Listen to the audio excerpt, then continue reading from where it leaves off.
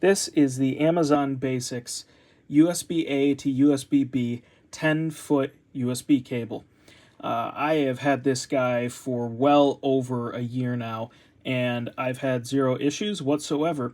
I use this primarily to connect to a MIDI keyboard for music production, and when it comes to interference, there is zero. And with music production, you don't want a rogue MIDI note getting in there, and this guy has prevented all of that.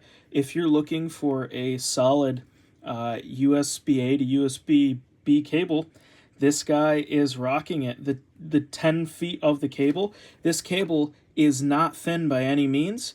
It's solid. I've had zero issues with it kinking, breaking, having anything cut through it by accident. And the USB-A connection has not bent at all. It's connected perfectly every time. Same thing with the USB-B connection. So if you're in the market for a USB-A to USB-B cable, this is awesome. I highly recommend it.